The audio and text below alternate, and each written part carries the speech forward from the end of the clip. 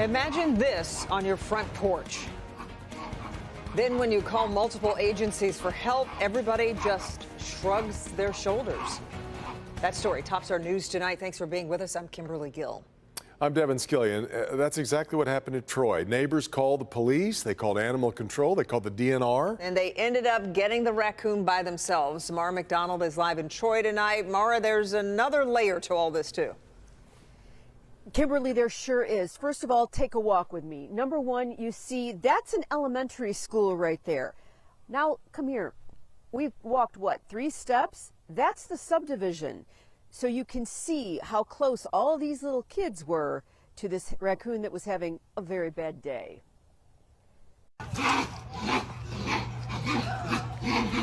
If you were confronted with this morning, you likely would be worried too. Neighbors in Troy called police and were told to call animal control or the DNR. DNR says, not our problem. Oakland County said, nope, not our problem. Multiple neighbors pushed back on that claim and were then bounced around to various numbers and voicemail. It's frustrating because no one could seem to tell us what to do. In fact, neighbors were told by someone at Animal Control to just let the raccoon go on its way.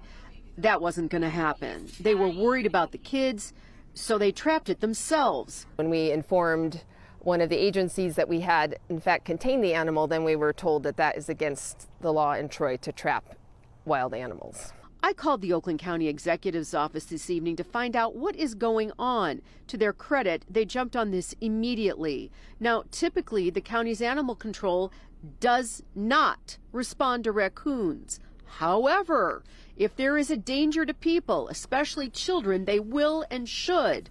How this ball got dropped is something which will be unraveled this weekend. It's frustrating. It makes me feel a lot better that there was an admission that there is something they could do and should have done. So I feel better about that. But it is unfortunate that's, 10 hours later before we actually got a response.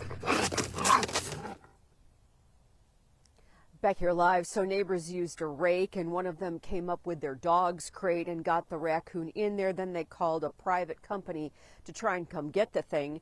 When that person arrived, they looked at it and said, in their mind, there's no question that that animal was rabid. We're live in Troy tonight. I'm Mara McDonald.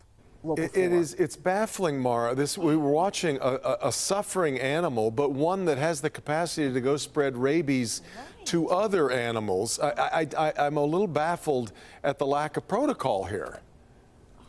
Well, if you look on the DNR's website and if you look on Oakland County's website, it's like, look, we don't do wildlife, we don't trap wildlife, call critter control. The exception, of course, is that people, especially small children who walk to their elementary school, are going to be directly in the path of this thing, which makes it an immediate threat.